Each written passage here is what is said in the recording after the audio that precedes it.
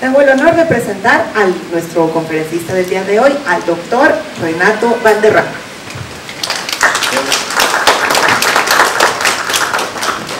Y aunque muchos de ustedes ya lo conocen, me voy a permitir leer un poquito de su semblanza, que es tan básica. El doctor Valderrama es actualmente director del Centro de Estudios Asiáticos de la Universidad Autónoma de Nuevo León. También es director del Korea Foundation Global eSchool Program para América Latina, coordinador nacional de la Asociación de Estudios sobre Asia y África, la ALADA, el capítulo México. Asimismo, también fue director del Instituto Asia-Pacífico del Sistema Tecnológico de Monterrey. Es licenciado en Relaciones Internacionales por el TEC de Monterrey, maestro de Estudios de Asia y África, en especial sobre China por el Colegio de México, y doctor de Ciencias Sociales por el Tecnológico de Monterrey. Sus temas de interés y publicaciones versan sobre las relaciones comerciales entre China, Corea y América Latina, modelos de desarrollo económico en el este de Asia, política, industria cultural, innovación tecnológica y diplomacia científica de Corea del Sur con Global. Como les dije, su currículum es muy vasto, pero es un breve resumen. Adelante, Renato, muchas gracias. Gracias, qué amable. Aquí estamos, ¿no? Bueno, así, muy bien.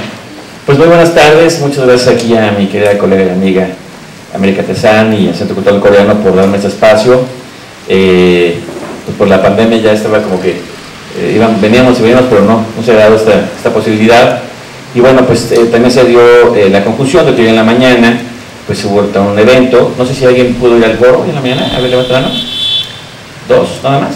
¿Sí? Bueno, hubo un foro muy importante hoy en la mañana sobre México-Corea, cooperación, etcétera. De hecho, mucho de lo que se abordó en este foro hoy en la mañana, pues yo también voy a platicar sobre los temas que algunos de los panelistas tocaron hoy. Y bueno, pues vengo de la tierra también, donde pues es muy famosa por Pez Corea, ¿no? Hoy también se fue muy mencionado en la mañana en el foro. Y tal cual como América comentó, los temas que yo trabajo, los que investigo y los que me interesan, tienen que ver con desarrollo económico, ¿no? Básicamente, pues, ¿por qué Corea, por ejemplo, de ser un país que pues hace no mucho tiempo pasó por momentos muy complicados y hoy es una potencia tecnológica donde no tienen pues recursos naturales, pequeño territorio, en fin, todas esas cuestiones que luego se escribe como el del río Han, pero que también otros países como Taiwán, antes Japón, hoy China, en fin, ¿por qué nosotros no damos ese brinco, no? Teniendo pues el socio comercial que tenemos aquí al norte, tenemos recursos naturales, talento humano, etcétera. Y bueno, entonces con base en eso, pues hace ya algunos años he trabajado en esto. Y lo que hoy les quiero compartir es, dentro de esta ocupación, es, también se mencionó hoy en la mañana, la República de Corea ha tratado de establecer un tratado de libre comercio con nosotros, con México, desde hace ya un buen rato. Recientemente pues se lanzó de nuevo esta propuesta y hoy, si en la mañana pues acudieron al foro, una de las ponencias que dio justamente un investigador del Kiev, creo que para Corea es prioritario un TLC con México, muy importante. Para nosotros no tanto, o sea, no en esa misma dimensión que para Corea sí lo es.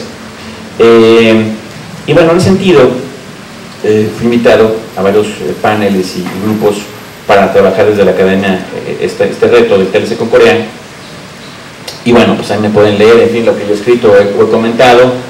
Pero más importante es lo que yo he propuesto, ¿no? Para este Tratado de Libre Comercio o un Tratado de Libre Comercio. Para empezar, dos temas, ¿no? Uno, con Norteamérica, que tenemos el Telecán desde el 94, y ahora tenemos un nuevo Telecán, ¿no? El TEMEC. Lo interesante es que, si bien es cierto, pues el comercio funciona y nada más faltará que no, si estamos al otro lado de la frontera, etcétera. Pero, ¿cuántos centros de estudios sobre Norteamérica hay en México? O sea, es nuestro socio, pero ¿cuánto lo estudiamos, ¿no? ¿Con qué calidad lo estudiamos? Son bien poquitos centros de estudios sobre Norteamérica que hay en México. ¿Cuántos centros de estudios de Asia hay en México?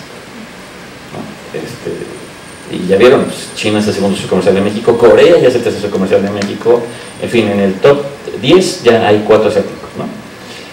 Y luego, ¿cuántos centros de estudio sobre Corea hay en México? Digo, es el tercer comercial de este país.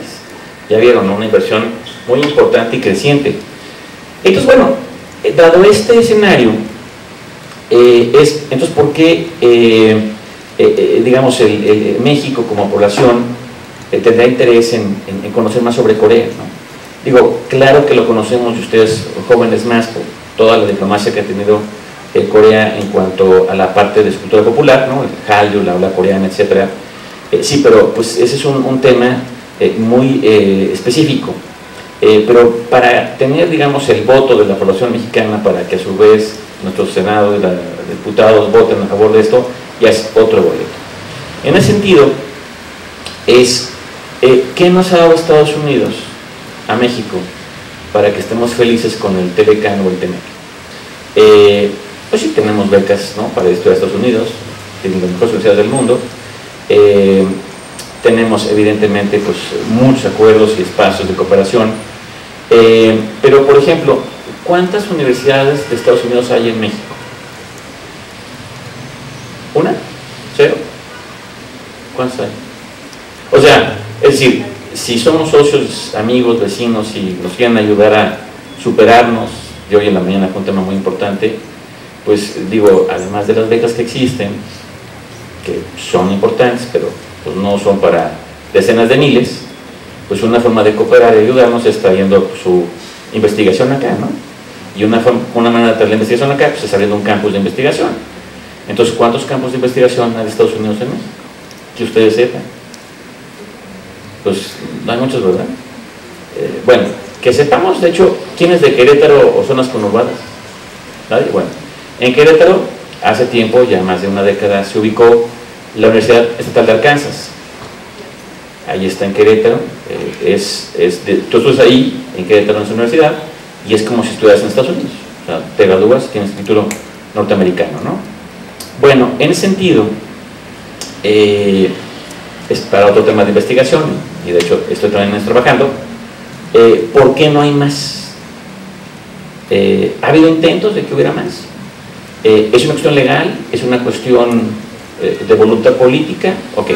Pero en todo caso es un buen esquema de cooperación, ¿no? Porque al fin del día, pues ellos tienen un sistema educativo buenísimo, que en parte tiene que ver con las ganancias que les dan, pues como el nuestro, ¿no?, a la hora de cerrar caja. Entonces la pregunta es, ¿cuántas universidades de Asia hay en México? ¿Cuántas coreanas hay en México? ¿O en América Latina? ¿Es un fenómeno nuevo o no existe este esquema de que las universidades coreanas estén fuera de su país? ¿No? Bueno, entonces de esto trata un poco la charla de hoy. Entonces ahora sí, aquí sigue. Bueno, de parte de mi centro, pues también dar la bienvenida. Somos un espacio en el norte del país, en Monterrey particularmente, que estamos literalmente el lunes a domingo enfocados a promover también Corea en amplio sentido. Entonces también los invitamos a que nos visiten. Y el que sigue. De hecho, queremos invitarlos con la Universidad de Málaga. Creamos este foro permanente que se llama Diálogos y Corea, y cada mes lanzamos una conferencia, es gratuita, es en línea, con temas diferentes. Entonces, bueno, ahí está la liga, y ahora estamos de receso estos meses, y retomamos el próximo semestre, y este es un evento que se va a hacer cada año. Entonces, repito, pues es abierto a quien sea, y si acuden al 80% de las conferencias, además reciben un certificado de la Universidad de Málaga y de la UANL. Pero bueno, en fin, tenemos más programas, y nada más era para dejar ahí la invitación abierta. Adelante. Bueno, ahora sí, el contenido es básicamente esos temas que ven aquí, la diplomacia coreana, y particularmente la científica que vamos a ver, y luego, pues evidentemente, cómo ha usado Corea el poder blando, famoso soft power, ¿no? Y luego, pues, cómo Corea se, digamos, convirtió en una potencia tecnológica, y qué oportunidades hay para el sur global, y en este caso para México. Y bueno, finalmente pues vamos a hacer un zoom justamente en lo que es el KAIST, y luego ya verán por qué en el KAIST. Adelante. Bueno, punto de partida número 1. Adelante. Es una foto Polaroid, de esas que sacas y puede cambiar, obviamente, pero ceteris paribus. Como verán ahí en la columna número 1, es el ranking de las economías más ricas del mundo, medidos en PIB nominal. Como verán, Corea está en el 11-10, en fin, depende de ahí donde se mida, pero está en el top 10. Y como verán, pues, domina Estados Unidos hoy, China es el segundo, y ahí van en el ranking, ¿no? Abajito el tercero, que es Japón, vienen las potencias económicas de Europa, Alemania y Gran Bretaña. Pero bueno, esta foto en poco tiempo va a cambiar de manera importante, porque la primera economía va a ser asiática, ceteris paribus. Por eso también hoy lo que vieron en el foro en la mañana, porque Corea necesita firmar un TLC con México y diversificar con el Pacífico, porque evidentemente el conflicto que tiene China con Estados Unidos, o viceversa, Estados Unidos China, hace que necesiten diversificar su operación. Hoy Corea depende muy importantemente de China como plataforma de producción y de ventas de productos, ¿no? Pero bueno, en ese sentido, aún con esto, estaremos hablando de que China supera a la economía americana. La tercera economía es India. Justamente hoy se dijo en la mañana que la estrategia de Corea del Sur es Indo-Pacífico, ¿no? O sea, el Pacífico como una zona de influencia de Corea hace mucho tiempo, pero también con el Indo, ¿no? Incluyendo también la cooperación con India y el sur de Asia. Y luego tenemos hoy, evidentemente, Japón desplazado al cuarto lugar, Alemania ya baja quinto, Reino Unido, y Corea del Sur llegará a ser la séptima economía del mundo. Eso es muy interesante porque, pues otra vez, ¿no? Lo vieron también hoy en la mañana y ya lo conocen, un país de 52 millones de habitantes, que cabe en Durango, con muy pocos recursos naturales, con una mitad de la península, pues que es, digamos, adversa, ¿no? Y con poder nuclear, como es Corea del Norte, etcétera, y sin embargo está en el séptimo lugar. Posteriormente, bueno, pues tenemos Brasil, la única economía latinoamericana que está en el top 10, y tenemos subiendo rápidamente al sudeste de Asia, con Indonesia ahí, y Italia, como ven, baja, Francia baja, España sale de los 15 y México se mantiene ahí apenas. Pero digo, con esta cuestión, lo que están viendo es que este siglo, estas décadas, está siendo cada vez más asiáticas. Y Corea del Sur, pues una de las potencias más importantes. Claro, a diferencia de China, con la dimensión que tiene, mismo India, que son dos subcontinentes con poblaciones 1 y 2 del mundo, ahora la India 1 y China 2, Japón, que pues igual con población decreciente, pero pues triplicando prácticamente a la Corea, en fin. Entonces Corea, siendo un país tan pequeño en población, territorio, que tenga esta capacidad, pero no solamente en esta capacidad económica, sino su diplomacia, ¿no? Bueno, hemos aquí justamente sentados como parte de este gran esfuerzo que ha hecho Corea, y es impresionante. La que sigue es otra gráfica que no sé si están familiarizados con este índice que saca Bloomberg. O sea, lo saca cada año desde 2015 a la fecha, y como verán ahí, la economía más innovadora en la Tierra es Corea del Sur. No está en el top 5, top 10, es la más innovadora, salvo un año donde Alemania le quitó el primer lugar, pero Corea sigue siendo el número 1. La segunda economía más innovadora es Singapur. O sea, están en Asia las dos. Luego ven Europa Central, evidentemente, sobre todo pues, los nórdicos, Suiza, muy importante, Alemania. Israel se coloca ahí en el top 10. También, como verán, no está Norteamérica, Estados Unidos en el top 10. Hace mucho no está Estados Unidos liderando como las más innovadoras. Y luego lo que van a ver es una foto pues tristísima, porque México no está en el top 60. Top 60. De hecho, antes de esto, del último índice, solamente medían 50 economías. Tuvieron que meter 10 más para que Latinoamérica entrara de panzazo, así como hacemos curva los maestros. Pues para que entre Latinoamérica no sea tan feo el asunto. Entonces pues entraron ahí Brasil, Uruguay, Chile y Argentina. Bueno, innova más Uruguay que México a ese nivel. Bueno, innovan más países de África que México. Ahora, ¿cómo se mide esto? No es el tema, pero se mide a través de tu capacidad innovadora vía patentes, cuántos centros de innovación tienes, cuánto presupuesto tienes en investigación, etcétera, todos los indicadores que te llevan a ser una economía innovadora.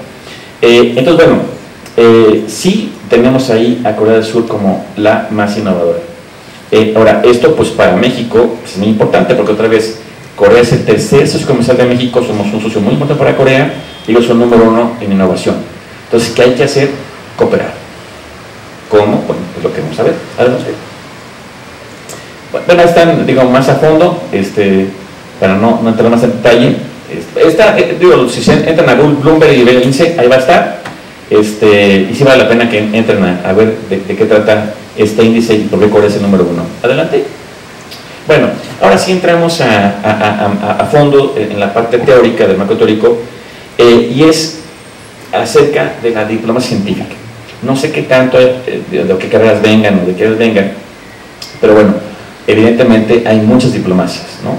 Tenemos la más famosa, que es la política, ¿no? A través de embajadas, cónsules, etcétera, pero tenemos más instrumentos dentro de la diplomacia, y uno de ellos es evidentemente la científica. El otro concepto importante de esta plática es el tema de potencia intermedia, ¿no? Corea es una potencia intermedia emergente, es decir, no tiene un gran territorio, no tiene una gran población, no tiene uno de los ejércitos más importantes, su fuerza militar es importante, pero no compite con las potencias mundiales, ¿no? Rusia, evidentemente Corea del Norte, China, etc. Su capacidad, su fortaleza está en otro ámbito, entre ellos el tecnológico, ¿no? Justamente. Entonces, bueno, al final del día podemos decir que Corea del Sur es una potencia intermedia emergente. Por lo tanto, una potencia intermedia emergente, parte de su capacidad para ganar espacio, ¿no? Y permanencia a nivel mundial es a través del uso del poder blando, ¿no? O el soft power. Adelante. Ahí tenemos las diplomacias que se suelen utilizar, los estados-nación. Tenemos evidentemente, pues obviamente la América, tenemos la del deporte, ¿no? Es muy importante, sobre todo potencias medias, inclusive cuando Cuba es una potencia que usa la diplomacia deportiva, ¿no? Como parte de su cooperación, en fin, y tenemos al final obviamente la científica. Pues bueno, es interesante, si ustedes tienen académicamente interés por estos temas, pues para que vayan ahí referenciando qué posibilidades existen para un Estado-nación, ¿no? Y para México inclusive, ¿dónde estaríamos ahí? Dado que también somos una potencia media México, ¿no? Adelante, la que sigue. Y bueno, aquí tenemos ya la científica, que como aquí la describo a través de la UNESCO, son las políticas, instrumentos, actividades, espacios y procesos en los que interactúan la ciencia y la política exterior, tanto a nivel bilateral como multilateral, ¿no? Y los objetivos aquí están, ¿no? Fortalecimiento de sistemas nacionales de investigación e innovación. Eso es muy importante. Otra vez, México no está en el top 60, necesitamos ayuda para que justamente tengamos ecosistemas mucho más fuertes de lo que hoy tenemos. Participación de científicos en la formulación de políticas públicas, promover la cooperación científica, generar y democratizar el conocimiento, mejorar las relaciones entre los países y coordinar soluciones a problemas globales de interés común. Todo lo demás, México evidentemente es un actor importante, y ahí compartimos con Corea, por cierto, en varios foros estos intereses, ¿no? Adelante. Bueno, y entonces, pues otra vez, como para, oye, pues, a ver, ejemplos de poder blando, cómo Corea utiliza esto. Bueno, pues Corea es uno de los ejemplos más importantes a nivel mundial del uso del poder blando, en este caso a través de lo que se llama industria de contenido o la economía naranja, y pues uno de los principales pilares de esto pues es el famoso Hallyu, ¿no? A través de pues, el K-pop, los dramas, el cine, etcétera. Aquí yo inclusive pongo un programa en el cual somos parte, que es como por ejemplo el Global School Program, es decir, toda esta diplomacia que Corea ejerce de manera muy inteligente, muy interesante, y que a su vez además al gobierno coreano le genera no solamente presencia, sino también ingreso muy importante. ¿La sigue? Bueno, ustedes son aquí expertos en esto más que yo, ¿no? Estas olas que tiene hoy el Hallyu, pero en todo caso, pues, si en donde quiera que se presente BTS, va a tener obviamente mucho más fans y gritos que cualquier político internacional, ¿no? De ese nivel. Y lo que va a ingresar Corea a partir de esto es más importante que inclusive la fabricación de automóviles. Adelante. Bueno, ahora pasamos a ese otro tema que es parte fundamental de la práctica de hoy. No sé hasta qué punto lo han cubierto, pero siempre tratamos de poner un piso común, ¿no? Este proceso de desarrollo económico y ahora tecnológico de Corea ha recibido múltiples acepciones y términos que lo describen, pero el más importante es el milagro de Ryokan, ¿no? Porque otra vez pasó de ser un país con ingreso per cápita, ingreso nacional muy deficiente, con un atraso tecnológico, en fin, hambre, etcétera, a hoy ser ya en ciernes de ser la séptima economía del mundo y todo lo que han platicado como la economía más innovadora de la Tierra. Bueno, además de esto, a partir de los inicios de este siglo, además como el liderazgo de Corea, desde las presidencias últimas 4, pues han llevado además a construir la nueva política industrial de Corea, ¿no? Que ha llevado por nombre y Corea 4.0, ¿no? Es la política industrial, la nueva política industrial de Corea. Hoy se mencionó también, de hecho el segundo panel fue sobre la industria 4.0. Bueno, entonces cada país ha desarrollado su propia estrategia. En el caso de China se llama Hecho China 2025, en Japón se llama 5.0, en Corea se llama Corea 4.0. ¿Y qué quiere decir esto? Es como economía, ¿qué retos tenemos hoy con el cambio tecnológico a nivel de empleabilidad, a nivel evidentemente de economía, de productos, etcétera? ¿Y qué hacer al respecto? Y ahí también ha sido Corea muy exitoso en su plan. ¿La que sigue?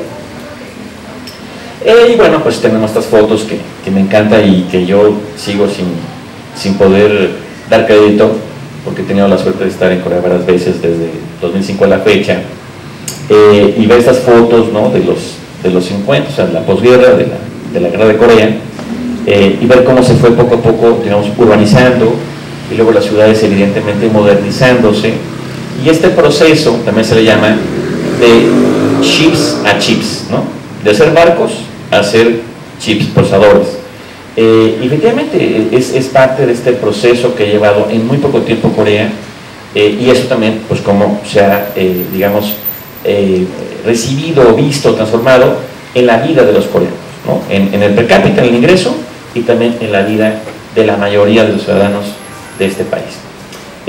A la que sigue. Aquí tenemos uno de los casos más emblemáticos, simbólicos. En el centro de Seúl está el famoso Cheonggyecheon, ¿no? Este riachuelo, ¿no? Es la primera foto, pues es en los 50, ¿no? Justamente después de la guerra de Corea. En el pleno centro, pues, esta foto de una favela, ¿no? Marginal ahí, bueno, y luego pasar a esta foto que es a partir de la presencia de cuando era el alcalde de Seúl, Lee Myung-bak, y generar este proyecto que es el más precioso, etcétera, a nivel simbólico, ¿no? De cómo Corea ha llegado ya a este nivel, ¿no? El de Ohan, ¿no? Y sus puentes destruidos y luego construidos, y ahora puentes hermosos, y lo que decíamos, ¿no? De construir barcos y ser el campeón en esto a nivel mundial, además desarrollar pues, los procesadores que además hoy son campeones, sobre todo a partir de Samsung, ¿no? Esto se hace muy fácil y en poco tiempo, pero otra vez recordemos que es un país pequeño, sin recursos y con una vecindad muy complicada. ¿La que sigue? Y ahí tenemos pues, esto que quizás ya lo han visto en varias ocasiones.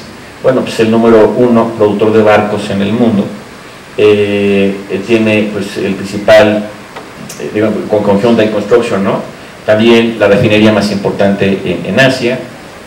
No tienen petróleo, pero crearon una plataforma para refinar petróleo de Medio Oriente sobre todo, y pues en el caso de automóviles es el cuarto productor, ¿no? la firma Hyundai Kia, aunque es el principal grupo de productor de autos en cuanto a utilidades, ¿no? O sea, es decir, es tanta la competitividad y la eficacia de la producción de coches de este grupo, de este Chevrolet, Hyundai Kia, que en términos de utilidades supera a sus rivales de Europa, Norteamérica y Asia, ¿no?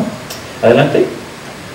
También tenemos esta expertise que Corea generó a través de sus conglomerados en construcción, no solamente de plataformas petroleras, que lo hizo impresionantemente en Medio Oriente, etcétera, pero también de los grandes íconos, ¿no? De la modernidad en el siglo XXI, ¿no? Las Petronas, el Taipei 101, el Burj Khalifa, etcétera.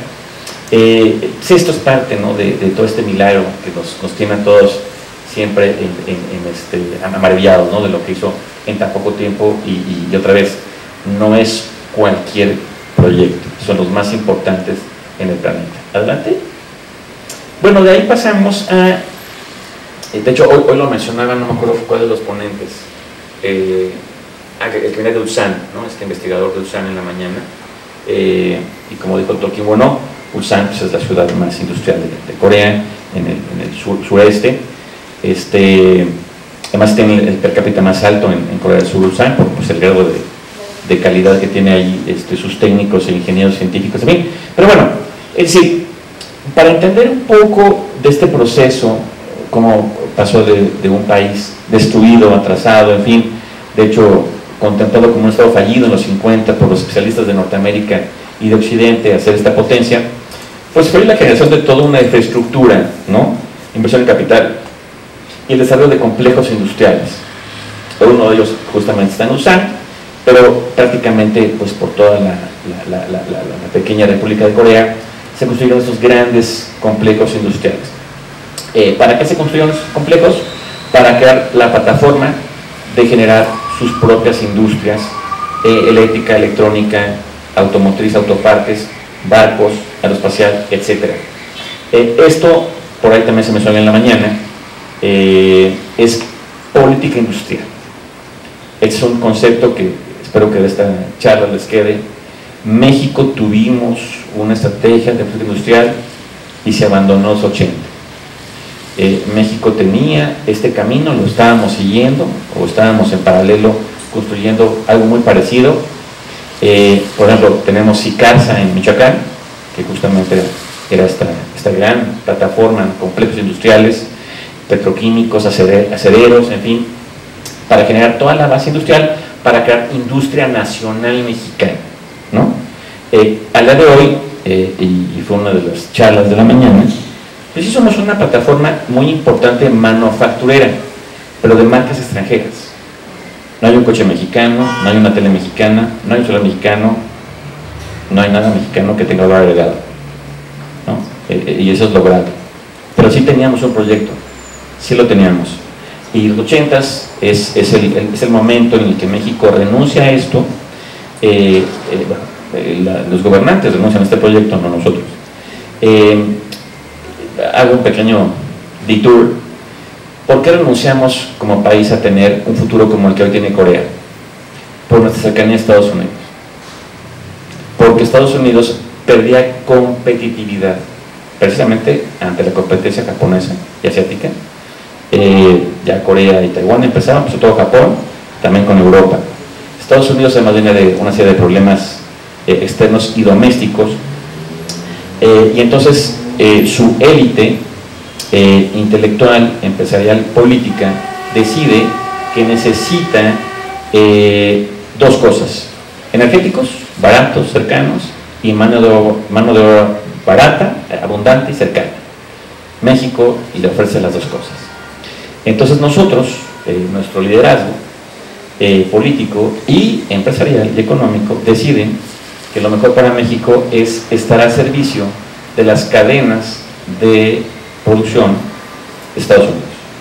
Es decir, no en función de lo que México necesita, sino de lo que necesita Estados Unidos, para que Estados Unidos recupere competitividad. Y va a pasar. O sea, si uno ve 90s, cuando se firma el Telecán y entra en vigor, y en fin, vemos pues que Estados Unidos evidentemente vuelve a generar una plataforma, en fin, la economía americana crece per cápita, y también acuérdense que ese es el fin de la otra posibilidad, que era la URSS, ¿no? La caída del muro de Berlín, en fin, y esta historia que empezaba a ser muy feliz para Norteamérica y el mundo capitalista y de los aliados, que era pues el fin de la historia, ¿no? El mundo unilateral, etcétera. Y ahí cantábamos victoria todos en México, ¿no? Ya estábamos para esquiar en Suiza, puentes en Estados Unidos todos, y de repente pues oye, no se genera empleo, no está bien pagado, solamente el norte crece, el sur no. Y mientras tanto, así, ¿no? En Corea crecían, ¿no? En conjunto una clase media, urbana, etcétera, y en México nos rezagamos. Entonces, bueno, esto es muy importante también considerarlo, ¿no? Y otra vez repito, y Estados Unidos, claro que pues, en esta ecuación ha ganado, evidentemente. Y unas partes de México han ganado, y algunas personas partes de México han ganado mucho dinero, pero no la mayoría. Y estos no los jóvenes, ¿no? Entonces, bueno, en ese sentido, no nos extraña, entonces, que no estemos en el top 60 de economías innovadoras. Porque eso no fue el plan del Telecán. O sea, el Telecán no fue una Unión Europea. No fue compartir riqueza, ni en crear un banco central, fue sacar de México lo mejor, ¿no? Para la economía de Estados Unidos. Entonces, bueno, pues por eso también estamos ciscados con eso de los TLCs. Pues si después de que te peguen con TLCs, si quieres más, espera, ¿no? En fin, bueno, ¿sí? Y aquí tenemos, pues, hoy lo que se mencionaba, ¿no? Estos grandes complejos industriales, ¿no? De Changwon, para más vean, hoy también si vieron, ¿no? Estuvo ahí un colega de Sonora, de Sonora, ¿no? Como un gran hub industrial, en fin, que lo es. Pero bueno, igual puede estar Chihuahua ahí hoy en el foro de la mañana. Y las ciudades que tenemos frontera con Estados Unidos, desde Tijuana hasta Matamoros, ninguna ciudad fronteriza mexicana tiene esta cara, ¿no? Ni siquiera hay arbolitos. No, lo hizo Ciudad Juárez, una ciudad sin arbolitos, es como gris, ¿no?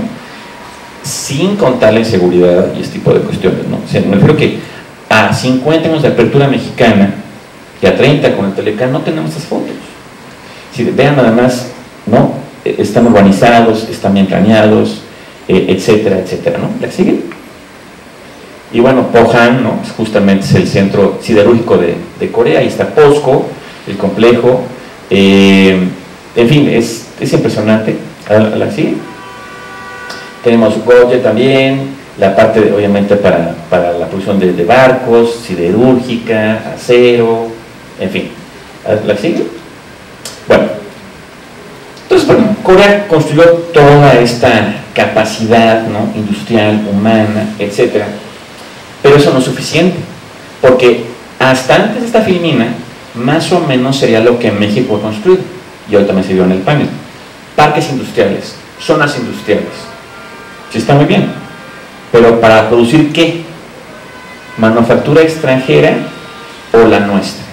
Entonces Corea, en los 70, que seguía siendo un país muy pobre, atrasado, va a generar un proyecto de futuro que en ese momento, inclusive los especialistas extranjeros decían: esto es imposible, pues esto es una risa, no tengan por qué invertir los gobiernos en esto.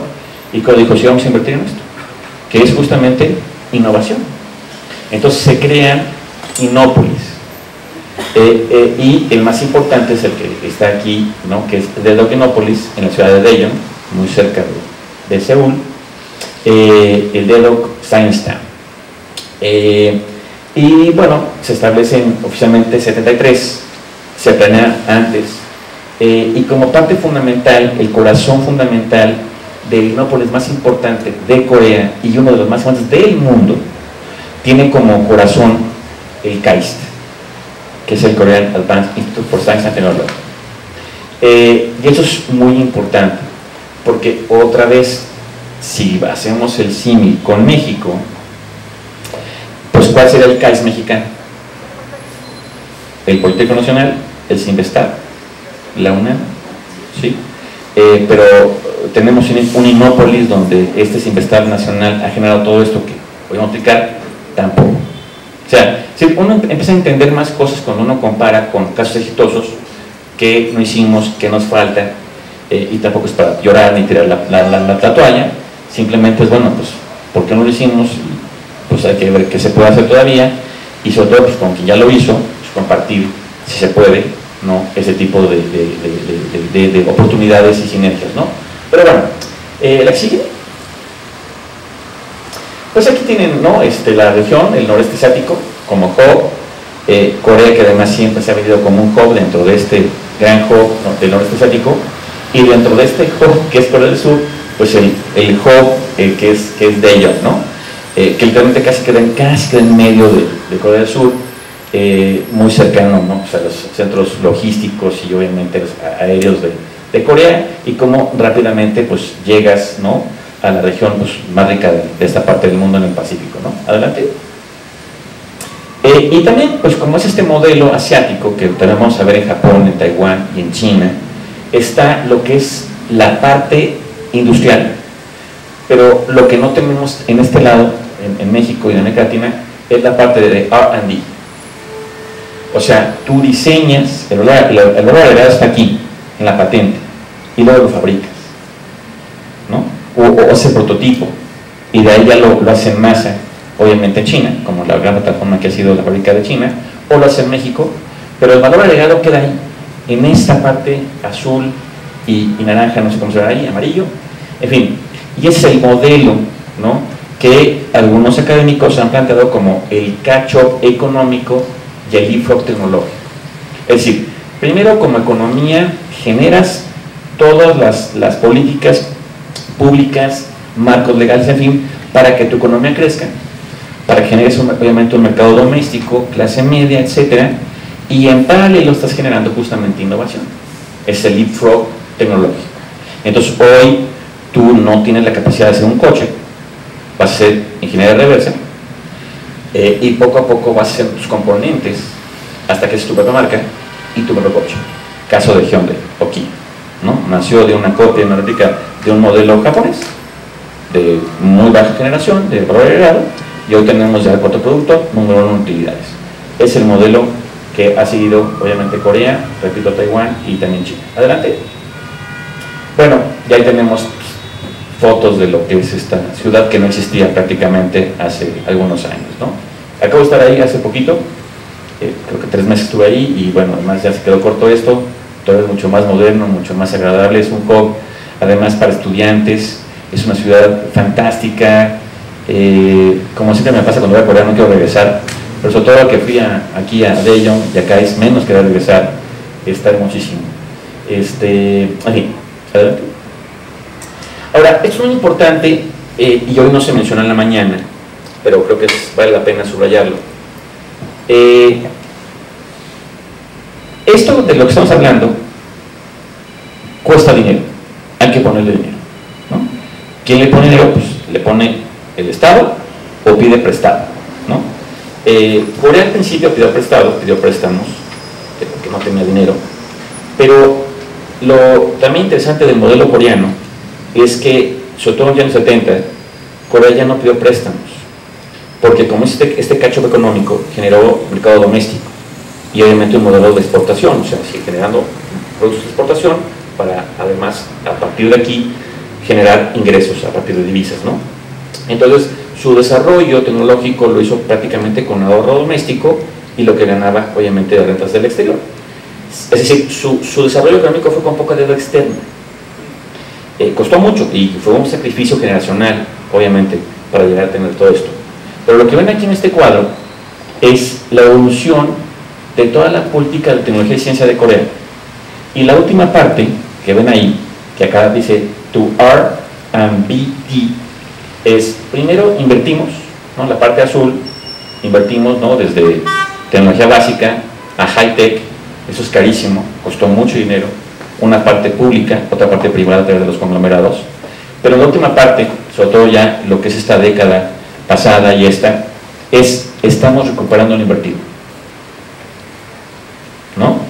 Es decir, esta parte de R y B y D quiere decir que además ya desarrollamos negocio a partir de esto. Entonces, lo que pasó con Corea es que lo que invirtió para ponerlos ya en el estado del arte, de la tecnología y con ello lo que implica para su población y su estado, es además lo están recuperando. Es maravilloso. Y como lo están recuperando, es decir, ya tienen esta capacidad y ya aprendieron el camino de lo que es el soft power y la diplomacia en sus múltiples vertientes, pues están para compartirlo. Y ya lo están haciendo de manera muy inteligente, ¿no? ¿La que sigue?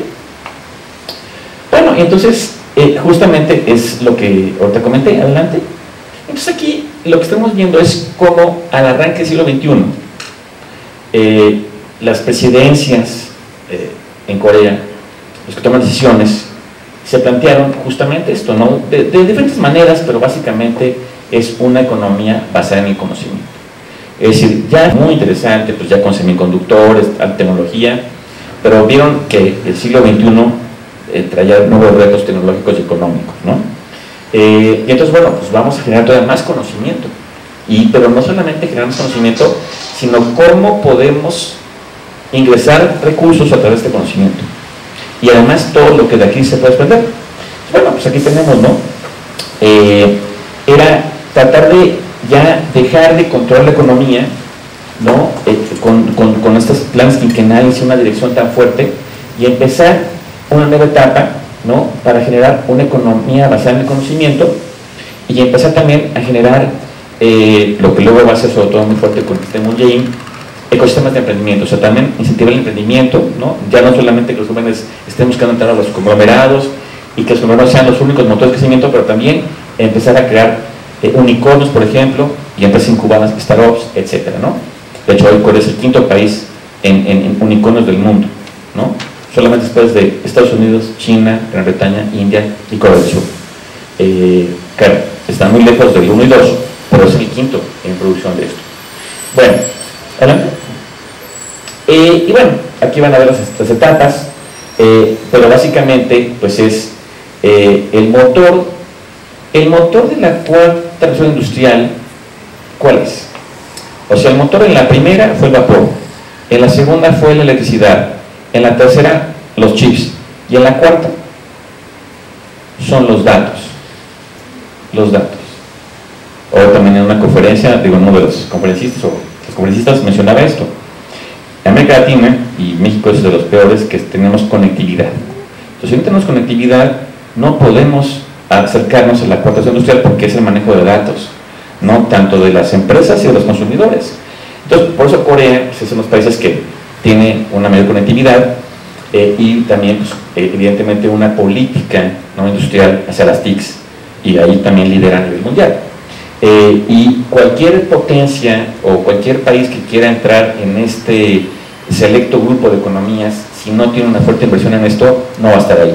Y por otro lado, viéndolo del lado oscuro, el vaso medio vacío, es una región como América Latina, si no es el catch-up inmediato, va a estar mucho más rezagada, porque las velocidades con las que hemos observado son más rápidas que en la tercera revolución industrial, mucho más rápido, ¿no? Bueno, entonces pues ahí está todo lo que son las 5 áreas de acción, ¿no? Obviamente la infraestructura de información, ¿no?, desarrollo de recursos humanos, con estas nuevas carreras y estas nuevas necesidades, habilidades que se requieren, competencias, ¿no? Desarrollo de industrias del conocimiento, bases de conocimiento, innovación, tecnología y desarrollar métodos para reducir la brecha digital dentro de Corea, ¿no? Y luego, bueno, ya implementar este plan. Y también hay, pues, si a ustedes les gusta la política pública, ¿no?, public policy, pues también Corea es un caso de estudio muy interesante de cómo se dan estas políticas a través de institutos, en fin, maravilloso también. Adelante, ¿sí? Y aquí lo que estoy yo compartiéndoles pues, es como las 3 grandes etapas, ¿no? La reconstrucción, ¿no?, el Big Push, y en lo que estamos ahora, ¿no?, las nuevas TICs, el desarrollo de tecnología autóctona. Esto es lo que se llama leapfrog tecnológico.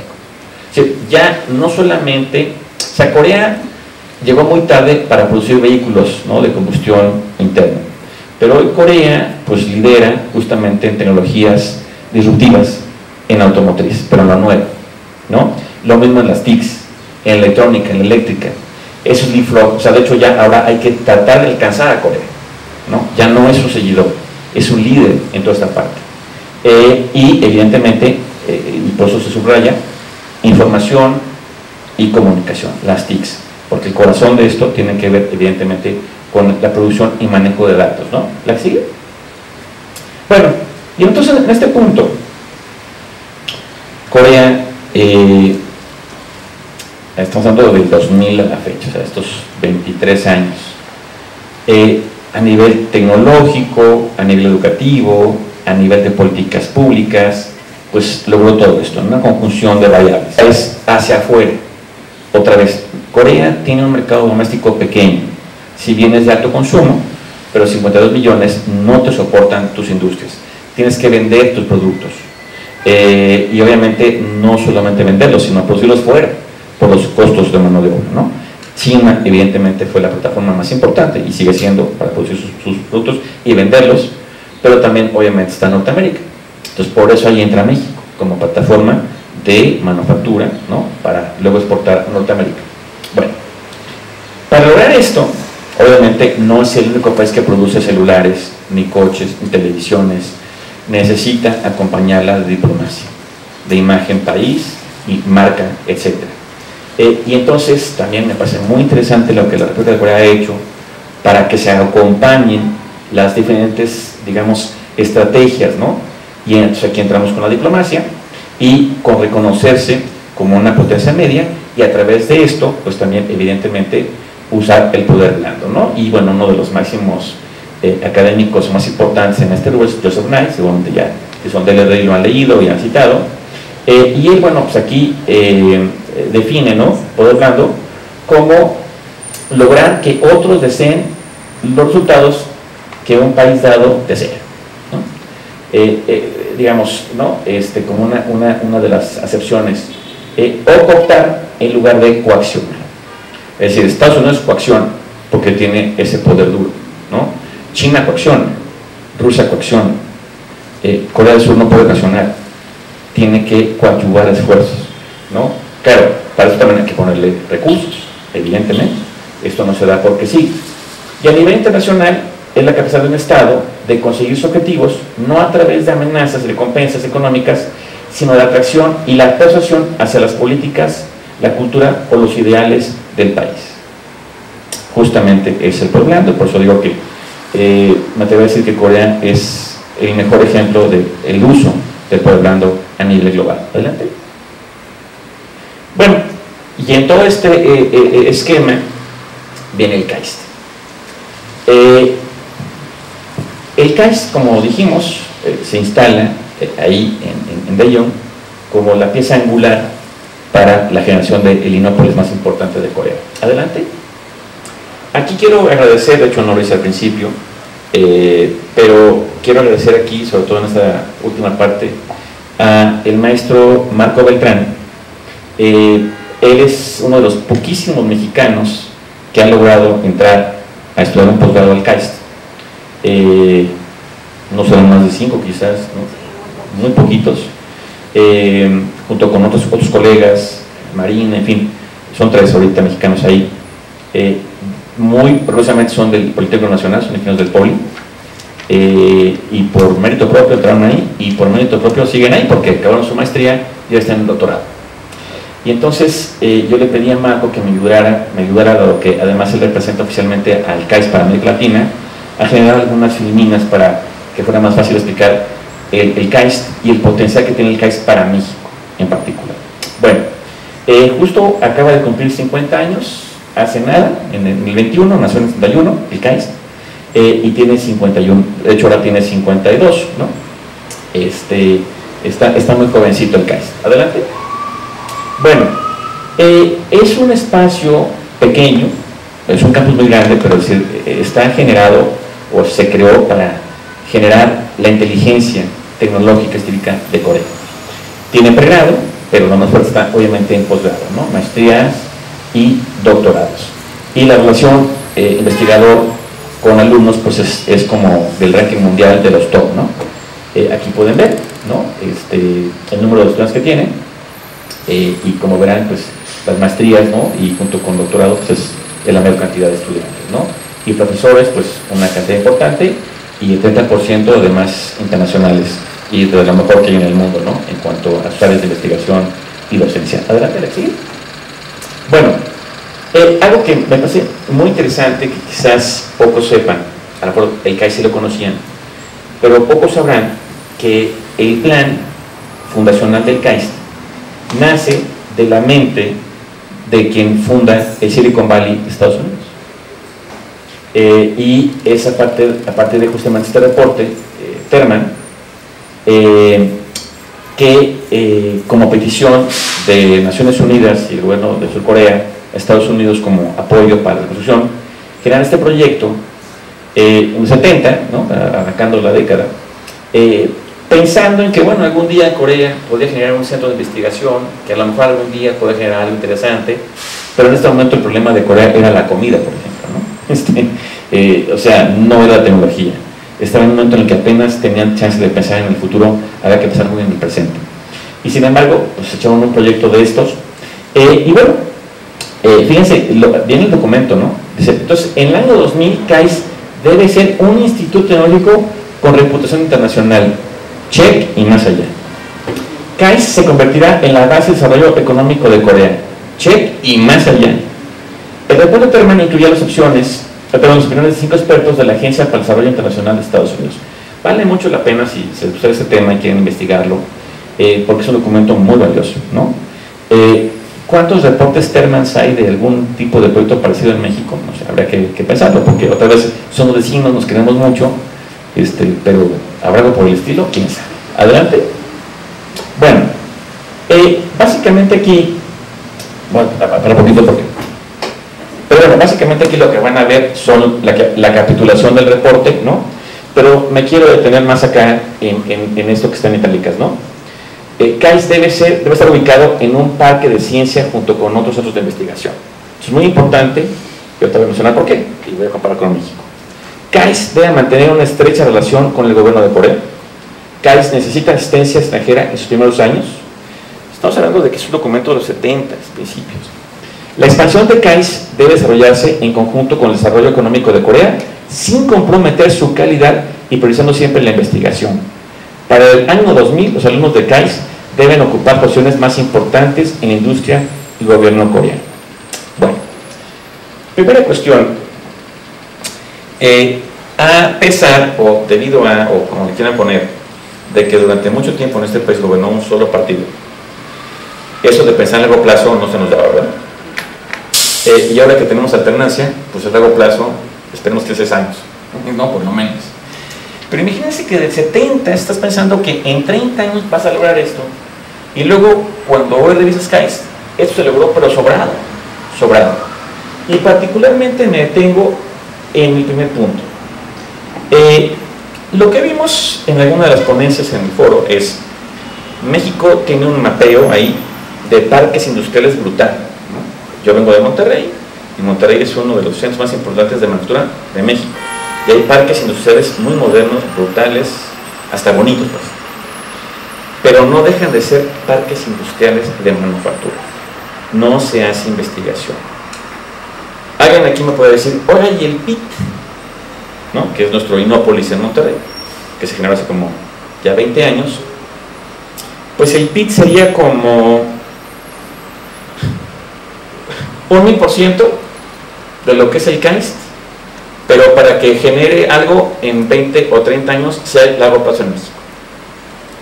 Y ese proyecto más avanzado que hay en México de un Inópolis, ¿no?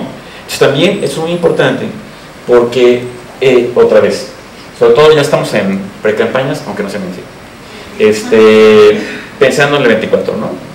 Entonces es muy importante que, pues quien sea o el que vaya a ser el próximo líder o la próxima líder de este país, pues podamos sensibilizarlo de este tipo de cosas. Porque luego nos encanta los mexicanos, y eso es fundamental para mantener la fe, de que vamos muy bien.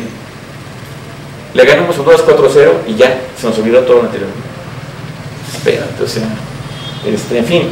Entonces, por eso para mí es muy importante estudiar el caso de Corea y del CAIS y de por qué sí ellos han generado no solamente manufactura, sino sus propias patentes y demás, ¿no? ¿La que sigue? Bueno, aquí está Frederick Emmons Terman, vicepresidente, o en inglés Provost, de Stanford. O sea, nada más, otra vez, porque esa es la otra, ¿no?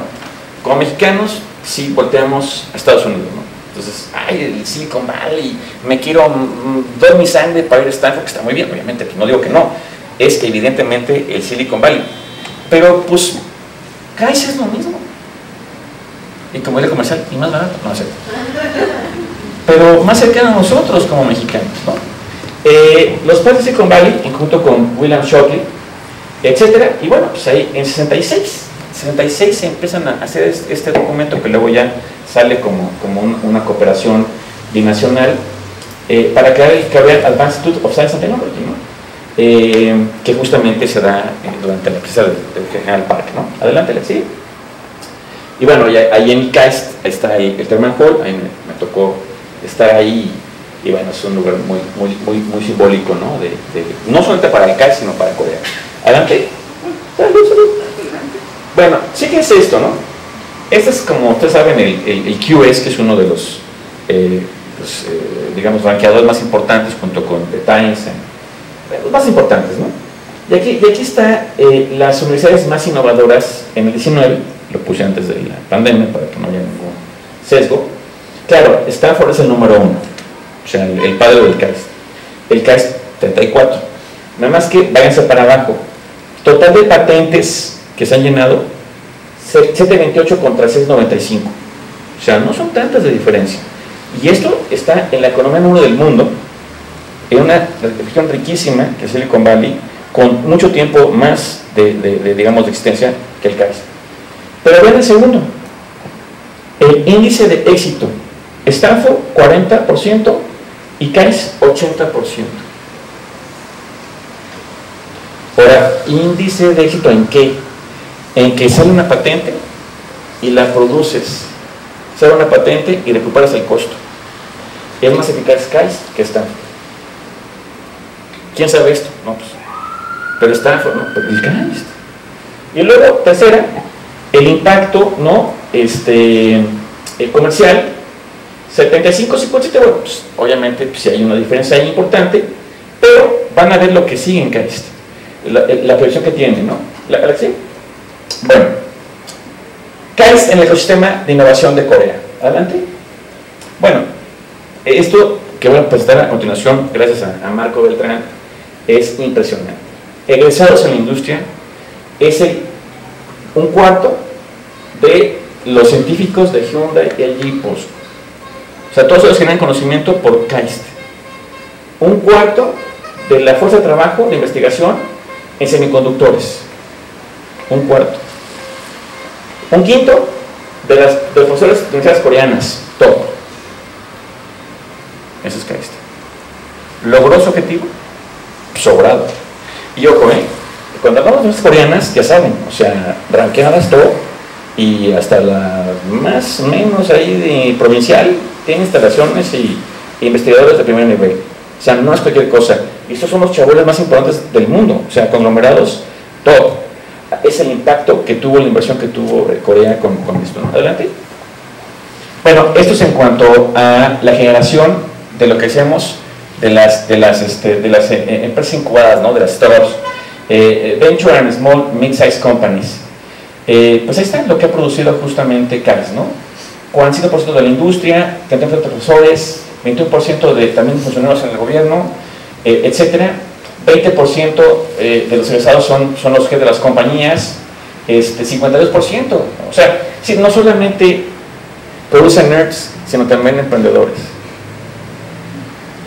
Y en México tenemos un gran problema. Producimos muchos nerds. El problema es que luego no se producen eso en productos que generan economía. ¿No? Adelante. Cuna de la innovación de Corea.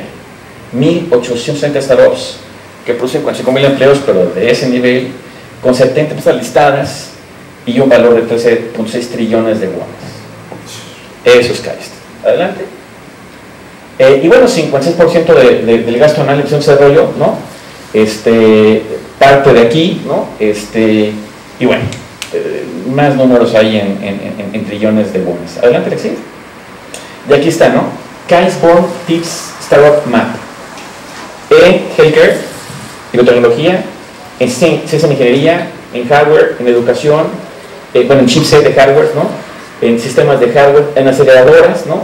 En tecnología para alimentos, de agricultura, en ciencia artificial, en fintech y análisis de datos, en media, en robótica, en nuevos materiales, en software, soluciones, servicios, etcétera, generado desde KAIST, ¿no? Ahora, también imagínense una cosa: si ustedes se van a estudiar KAIST, no solamente lo que van a aprender a nivel, obviamente, de tecnología, ciencia, sino el ecosistema en el que van a estar. Van a estar con puro fregón y fregona que está pensando en además cómo producir economía, ¿no? Adelante. Bueno, 50 años de KAIST y como siempre, que es ya 10, o sea, 3 10. Generar 10 profesores de singularidad, o sea, 10 profesores que sean, digamos, los que más se citan en la tierra de esos segmentos científicos y demás. Crear 10 decacones, o sea, decir, hoy lo que tenemos son unicornios que están valorados en $1.000 millones, ¿no? $1 billón. Es crear 10 que sean 10 veces más de un unicornio, a partir de justamente lo que se genera en este ecosistema. Y muy importante, y quiero subrayar esto con muchas rayitas, así. Quieren abrir 10 KAIST en el mundo. Y ya abrieron 3. Faltan 7.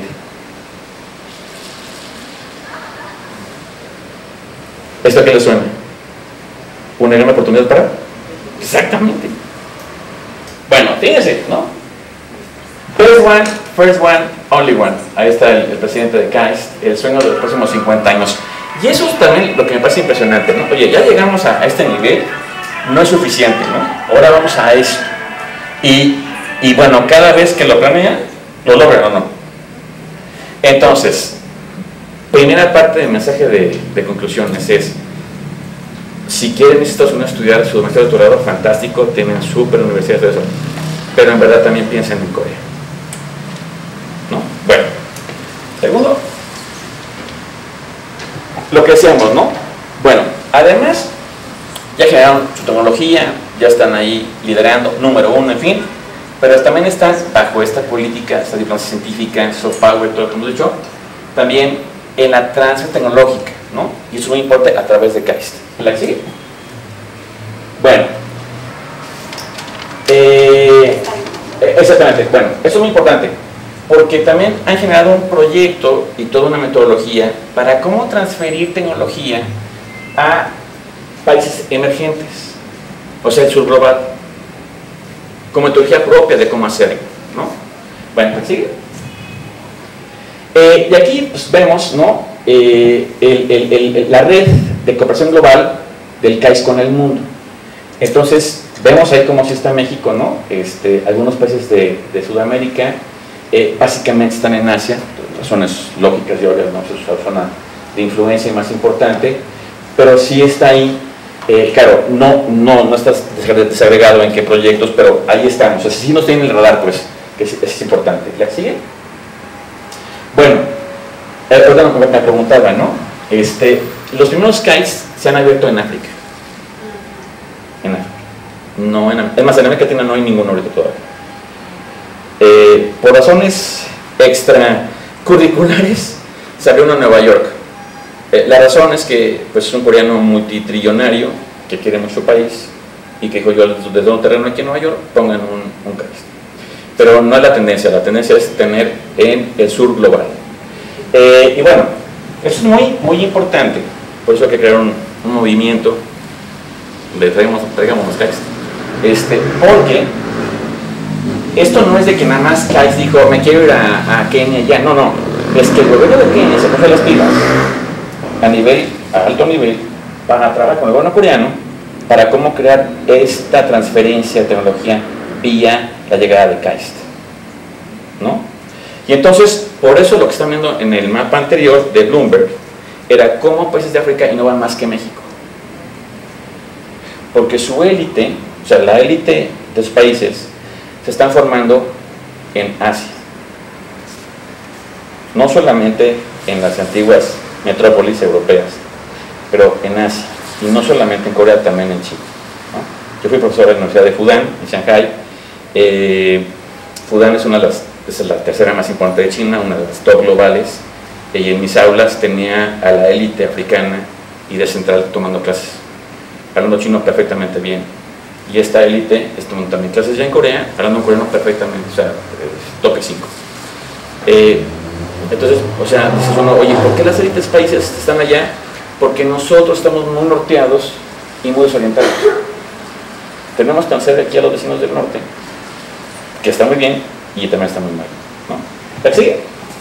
Bueno, pues aquí sale en el Korean Herald, ¿no? Justamente pues esta noticia, el monto de inversión, y otra vez, como ven ahí, no es un actor, no es un estado, no es un municipio, es el Kenyan Government, el gobierno keniano, ¿no? ¿La sigue?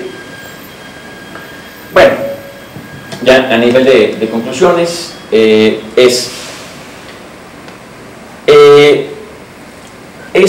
muy importante para nosotros como país que no solamente digamos tengamos claro este escenario, ¿no? Creo que después de esta charla oye, ya sé lo que es esto, ya sé, pum. Además Corea tiene esta visión, esta voluntad Pero el problema que hemos tenido, y de eso justamente pues, también a las negociaciones de TLC, es que México tampoco no ha puesto en la mesa este tipo de proyectos, ¿no? O sea, no hemos pedido y no hemos sabido cómo pedir. Entonces, pues, también, como dicen, el que no habla, Dios no lo oye. Entonces, si tú no vienes conmigo, México, y decimos, oye, yo quiero contigo cooperar en esto, pero mira, ya tengo aquí inclusive la propuesta, ¿no? Entonces, pues también Corea pues, no va a ser así como, no, la caridad de que diga, ya nada más porque son bien lindos mexicanos, se nos caen muy bien los chilequiles, enchiladas, ahí les va. No es tan fácil. Y la otra es que, bueno, si alguno de los países más importantes de las 15 economías necesita cooperación con Corea a este nivel, es México. Entonces, claro, y también para esto, pues es muy importante que más mexicanos conozcan de Corea y hablen coreano. ¿No? O sea, ven cómo todo está ahí conectado. La experiencia de esos 3 mexicanos que están en el KAIST es fantástica.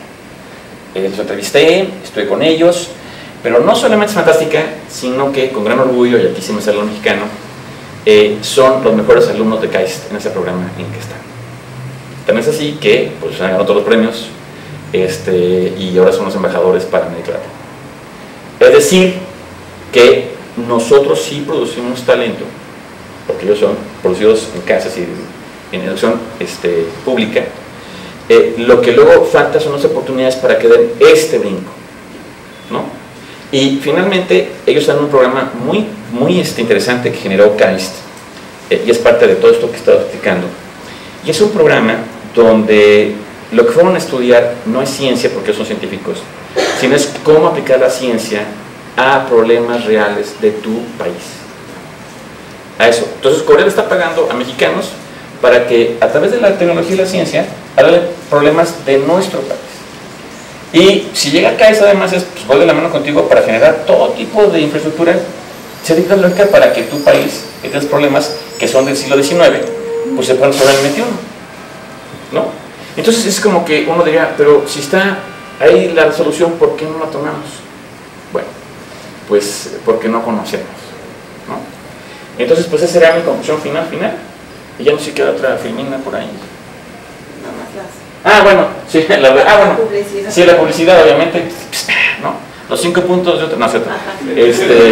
No, de veras, sí, síganos a nuestras redes, ahí le echamos ganas a esto, tenemos conferencias también ahí, tratamos en nuestra chambita también de difundir proyectos, estudios, becas, etcétera, para Corea, desde el norte, y ojalá nos puedan seguir y pues, obviamente también compartir ahí con los amigos, los colegas, etcétera. Y pues creo que ahora sí ya es todo. ¿Sí? Bueno, si quieres. Sí, ya está. Ya es todo. Es todo. That's all, folks. Muchas gracias.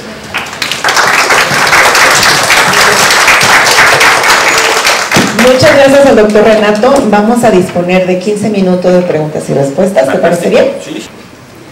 Hola, buenas tardes, buenas noches. Mi nombre es Belén, soy estudiante de la carrera de Relaciones Internacionales en la Universidad del Valle de México, Campus San Rafael. Y pues me gustaría preguntarle acerca de qué impedimento podría poner Estados Unidos en un caso de una firma de un tratado de libre comercio con México y Corea y la implementación de un KAIST aquí en México. Súper bien, súper bien. Si después hacemos unas tantas preguntas, ¿no? Bueno. Adelante. Bueno, hola, mi nombre es Itzel, soy de aquí de Ciudad de México y igual de REI, y tenía la pregunta de, en caso de voluntades políticas, ¿cómo vemos el caso del CONACYT y comparado con el KAIST? Hola, soy Mireni, soy estudiante de la UAM. Mi pregunta es, ¿cómo podrá ayudar el KAIST a nuestras universidades, a la UAM, a la UNAM? O sea, ¿cómo podría haber esa sinergia entre ambas instituciones? Perfecto, pues bueno. Oye, no, ¿la UAM qué campus? Iztapalapa. Iztapalapa. Muy bien. Pantera negra, muy bien. Excelente.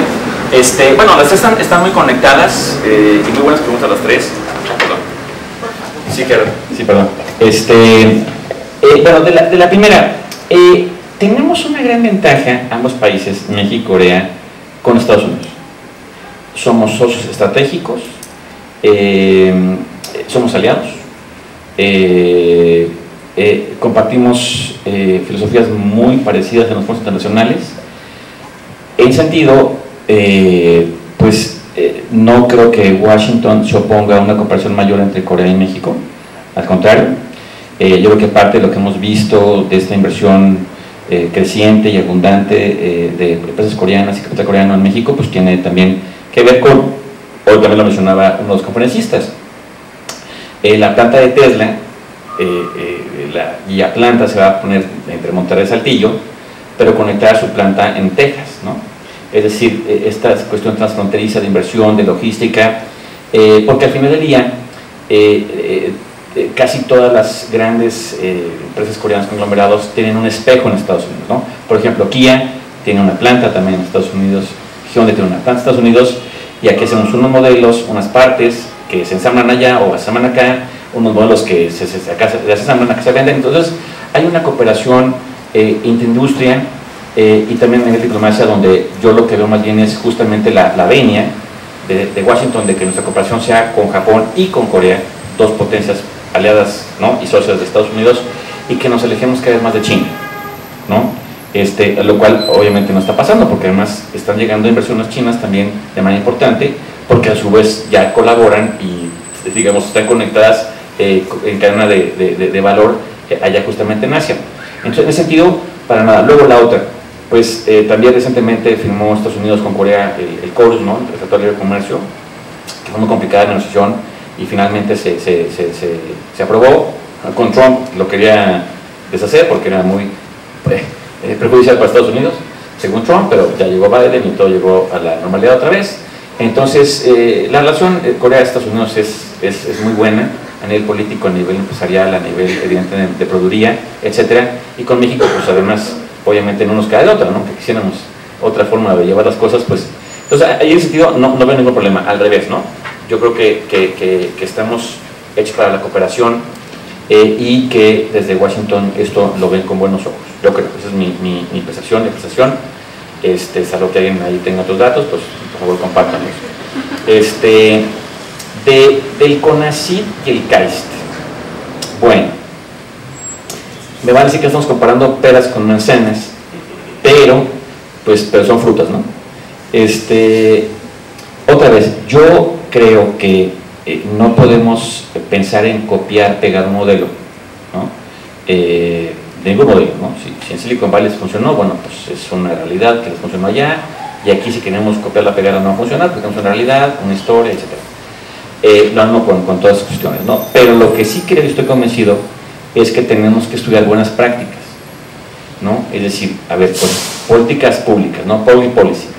O sea, ¿cómo llevó a cabo Corea esto a partir de generar una serie de política pública, centros de pensamiento, etcétera? ¿Cómo usar mejor el dinero, transparentarlo, etcétera, para llegar a lo que ha llegado? En ese sentido, pues sí creo que hay muchas cosas de Corea que tenemos que estudiar, y una de ellas es su política en tecnología y ciencias y tecnología. Y ahí, sin entrar en muchos detalles, porque pues, hoy estamos en un momento muy complicado en este tipo de opiniones, ¿no? Pero yo sí creo que en el caso de nuestro Consejo de Tecnología y Ciencia, tendríamos que cooperar más con esos países que han llevado una política tan exitosa. Y hay firmas de cooperación entre el CONACYT y Corea, y claro que las hay, ¿no? O sea, hemos firmado una cantidad de memorándums, acuerdos y esto. Pero el problema que sucede con estas firmas de convenios, ya sea cuando viene un presidente o va un presidente, etcétera, es luego el seguimiento, ¿no?, de las cosas. Y en ese sentido, otra vez, tenemos un rezago en nuestro país, bueno, muchos, pero en ese sentido, tenemos un rezago que los que hoy toman decisiones en México, a nivel gubernamental, a nivel académico y a nivel privado, han sido formados en el mundo occidental, ¿no? En la anglósfera, o en la francósfera, en fin, ¿no? Entonces, para estos líderes es más fácil cooperar y ver a Francia, Alemania, Estados Unidos, etcétera, que ver a Asia, y que en Asia ver a Corea, porque más está lejos, ¿no?, aparentemente, porque pues, su cultura, su comida, su todo. En ese sentido, yo lo que, si conocéis, me preguntaría que qué podemos hacer, pues crear un consejo, ¿no?, de académicos que tengan una cercanía con Asia, y en este caso con Corea, para poder servir de vínculo y traducir y hacer, de hecho, lo que yo hago en la universidad, que es ser un interlocutor, un puente, ¿no? Porque eso creo que es lo que falta. Convenios hay, buena voluntad hay, entendimiento hay, falta justamente, pues, quién le va a dar seguimiento a los proyectos. En fin, y por cierto, eso me lleva a la tercera pregunta. Bueno, ¿y cómo CAIS, por ejemplo, si llega, pues cómo va a hacer sinergias con el POLI, la UAM, la UNAM, en fin? Bueno, Marco, Marina y estos tres chicos del Politécnico están en Corea por una diosidencia, ¿no?, por un accidente de la vida. Pero en el accidente, digamos, la parte positiva es que ya Corea había generado un proyecto de cooperación en este campo con el Politécnico, ¿no? Y entonces, cuando los tres se vieron en algún momento complicado de su vida, pues voltearon a ver los convenios que tenía el Poli y vieron que estaba el CAIST. Entonces, pues entonces dijeron, bueno, pues vámonos para allá. Y otra vez, si hubiera cuerpos de la alta burocracia de cooperación en las universidades públicas y en el gobierno, habría de esto mucho más, porque luego también hay cambios internos y se pierden esas memorias. Entonces yo creo que, otra vez, lo que necesita México es generar una estrategia. Esta palabra es muy trillada, pero yo creo que no tenemos una estrategia, en este caso, a nivel educativo para Corea. O sea, no tenemos una estrategia donde, la estrategia quiere decir, tienes muy claro la meta, los pasos y las acciones. Hay buena voluntad, evidentemente, hay interés, hay el conocimiento, obviamente, se sabe de la importancia de Corea, de lo que puede aportar para México, pero nos falta una estrategia, ¿no? Y además, en esta estrategia, conjuntar a la gente que mejor pueda llevarla a cabo. En sentido, pues el hecho de que solamente si es que algún día llega a México, no se va a dar en automático la cooperación con nuestras sillas mexicanas. Tiene que haber una estrategia en la cual se aproveche. Pero primero hay que traer a CAIST. Y luego ya vemos cómo aprovechamos, porque el aprovechamiento va a ser casi automático. Pero más aún, o sea, aprovecharlo al máximo, maximizar el aprovechamiento, sí requiere una estrategia que hoy no la tenemos. No sé si contesto todas preguntas y sobre todo si hay algunas preguntas más. Todavía tenemos tiempo, ¿no? Sí, todavía tenemos. Sin miedo, anímense. 6 minutitos tenemos. A ver, les hago una pregunta. Ajá, ahora sí contesto. ¿Quién ya a partir de todo esto, en sus papeles ya aparece CAIST? Bueno, a Corea, ¿quién se quiere a Corea hacer su posgrado? Ah, muy bien. A ver, ¿quién tiene nivel 5 de TOPIK? ¿4 de TOPIK? ¿3 TOPIK? Ah, muy bien. ¿2 TOPIK? ¿1 TOPIK? Muy bien, ahí va. Muy bien. Pues muchas gracias a todos y nos vemos pronto. Sigan al pendiente de nuestras redes sociales. Gracias.